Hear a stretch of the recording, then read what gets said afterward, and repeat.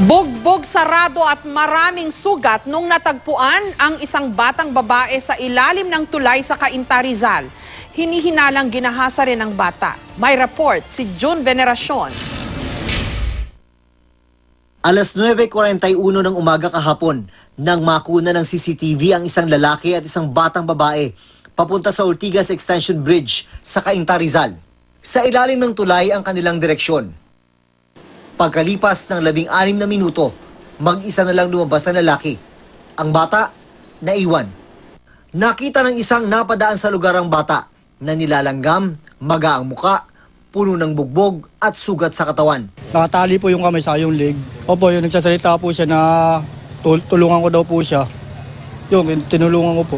Nang makapagsalita na, kinuna na siya ng video ng mga tumulong sa kanya. Tumango ang bata nang tanungin kung sinakal at ginahasa siya at kung namukaan niya ang sospek. Ate, sinakal ka?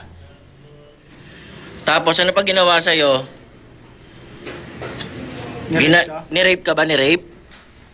Kilala mo yung nang-rape sa'yo? Ha? Sa mukha lang? Kinilala ng mga pulis ang sospek na si Pipito Tagal. Ribon daw ang ginamit ng sospek sa tangkang pagpatay sa biktima.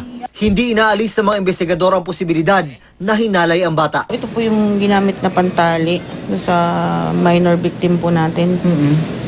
Tali po saan? Tinali po siya sa kanyang leeg at sa kanyang kamay. Nailipat na ang biktima sa ibang ospital kung saan 24 oras siyang binabantayan ng mga pulis. Sa Cainta Municipal Hospital siya unang dinala. Sarado yung buong both eyes niya, dumudugo yung kanang tenga niya, and meron siyang ligature marks, parang binigti siya. Sa investigasyon ng Cainta Police, lumabas na magkaibigan ng sospek at ang ama ng biktima. Labas-masok daw ito sa bahay ng biktima sa Taytay, Rizal.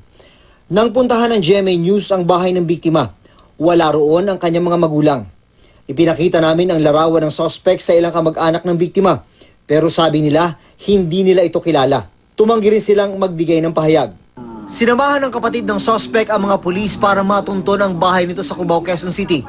Ilang araw na raw hindi umuwi ang sospek, nalulong daw sa droga. Nakiusap ang mga kaanak ng sospek na huwag ipakita ang kanilang muka at pangalan para sa kanilang seguridad. Sobra po ako nakipag-operate sa mga pulis para mahuli na yung kapatid ko.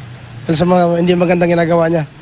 Pati mismong mga kapatid niya ninanakawan niya para lang matustusan yung bisyo niya.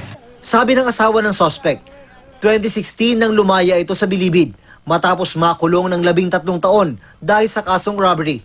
Pa, kung ano mang ginawa mo, sumuko ka na. Bigyan mo ng kahihiyan yung anak mo. June Veneracion, GMA News.